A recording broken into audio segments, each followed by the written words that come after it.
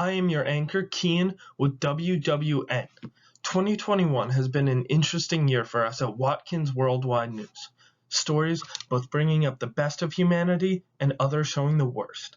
As we wrap up this year, we want to look back on some of its biggest stories, starting with the infamous Colonial Pipeline cyber attack. On May 7th of this year, the Colonial Pipeline was hit with a ransomware attack from DarkSide, a hacker group based out of Russia. While the attack itself just denied access to certain IT files and company data, the Colonial Pipeline decided to suspend operations in order to avoid more costly damages.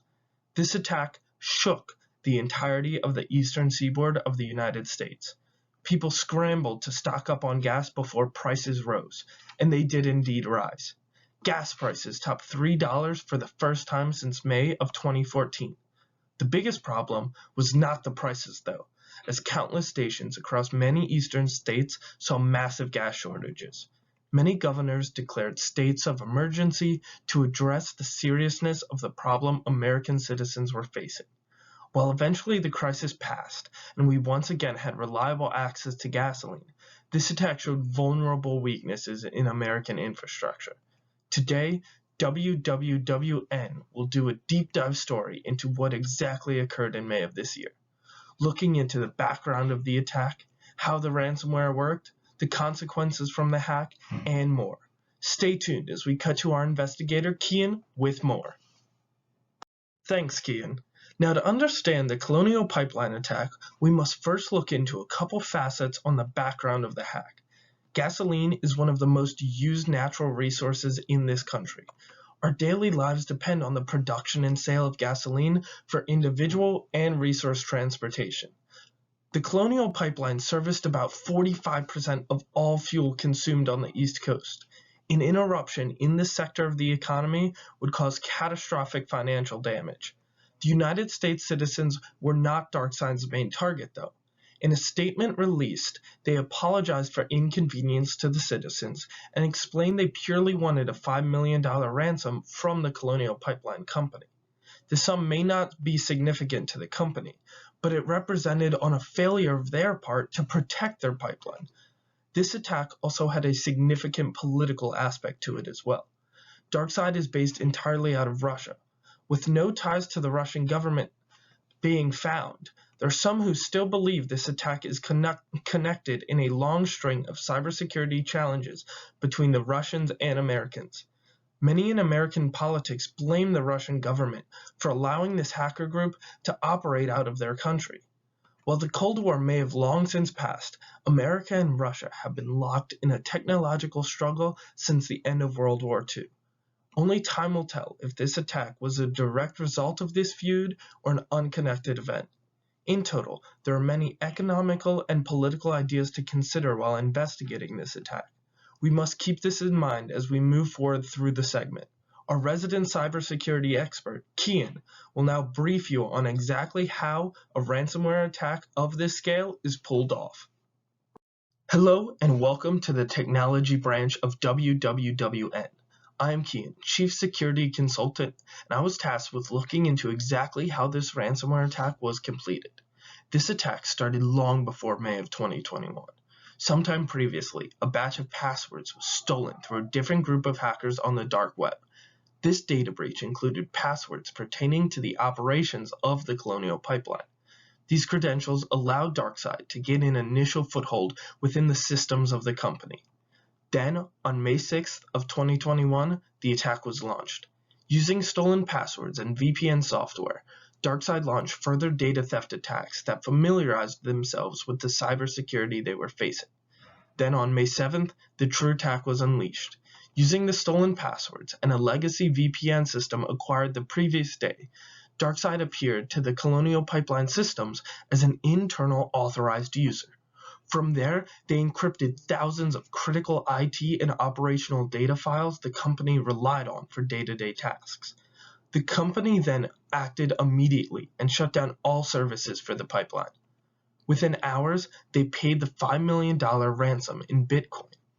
After the ransom was paid, hackers sent the necessary tools to decrypt the files, but it would take the company several weeks before all the files were decrypted. DarkSide specifically made the software slow to use in order to give them more time to hide the given Bitcoin away in different crypto wallets. After 5 days of work, the pipeline operations resumed, although under lower capacity. It would take another 3 days until May 15th for full capacity to be achieved by the pipeline. In this time and the following weeks, panics would set in among American towns as gas stations saw shortages or outages of their sales. The company would lose millions of dollars, not just from the ransom, but from the severely impacted sales as a result. We do end on a bright note for the attack vector, though, as in the following weeks and months, the Department of Justice was able to recover over half of the Bitcoin used in the ransom. Now, our resident reporter, Kian, is on the scene to address the consequences of this hack. Great to see the studio doing well, Kian. I'm out here at one of the gas stations that was hit the hardest during May. As we take a look at the harm this attack did, 3 main categories come to mind. First, the financial impact it had on many American citizens. Across the nation, countless gas stations were completely out of fuel. In North Carolina alone, 70% of gas stations were completely dry by May 13th. Many workers who need gasoline for their livelihoods, such as truck drivers, Uber and DoorDash drivers, all were left without a means of income. This is all not to mention the tremendous effect this has had on the Colonial Pipeline Company. They lost millions of dollars from the loss in revenue generated during the month of May. Second, the political aspects to America's reputation. Our enemies are closely monitoring our cybersecurity. This event caused the global scene to realize we have various exploitable flaws within our system. If nefarious enemies take advantage of these flaws to cause true damage, the results could be catastrophic. Our allies also trust us with secure data and could view this as a testament to our need to vastly improve our cyber infrastructure and fast. Third and finally, the loss in consumer trust due to cybersecurity concerns. Many Americans were unaware of the true damage hackers can cause. This event was just a taste of what could happen if a villainous country or group launched an attack. Consumers realize that even major companies are at risk of data breaches and as such will be more concerned about their own data and safety. Hopefully, this leads to better individual security choices in the future. In total, the consequences of this attack come in various forms: fiscal, political, and consumer-related issues. Now, we will rejoin our anchor, Kian, in the studio. The team chose to focus on this case for 2 main reasons: our passion for cybersecurity here at WWWN, and also the reliance on natural resources this attack displays. This attack clearly shows the flaws in our current system of cybersecurity, outdated systems that hackers can exploit to gain more authority than thought possible. VPNs and the new technology that follows them present huge security risks by allowing users to cloak themselves under new locations and/or IP addresses. Companies need stronger blockers to detect these intrusions and shut them down before they affect major systems. An executive order was signed on May 12th to revamp cybersecurity for companies that do business with the United States government. This is a great first step, and hopefully more will follow to improve cyber infrastructure within this country. Many companies, though, do not necessarily deal directly with the government, but are vital to daily life in America.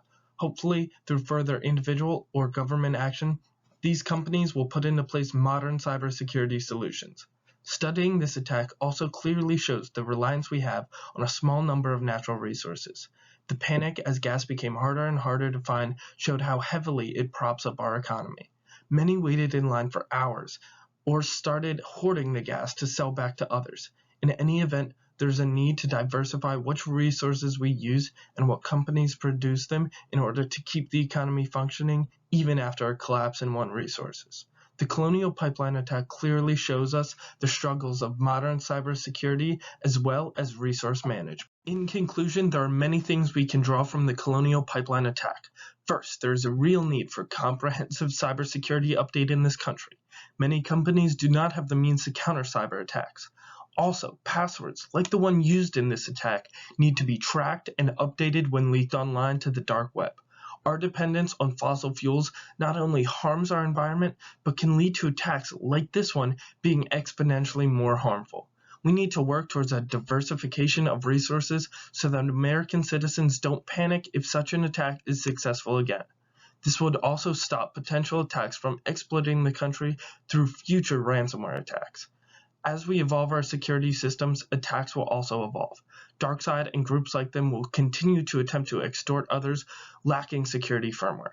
As these hackers grow in power, so must we in our defense. There is a need to rebuild our systems from the ground up. I would like to thank everyone in our research department for their tireless work as well. Thank you also to all the news outlets and sources we use to gather information on this topic. 2 key questions to take away. What key ideas should United States leaders take away from the Colonial Pipeline attack, and what measures should be put into place to avoid another such attack? The second question. What other sectors of the economy should the United States bolster cybersecurity for, and why would an attack on these sectors be devastating to the country? Thank you.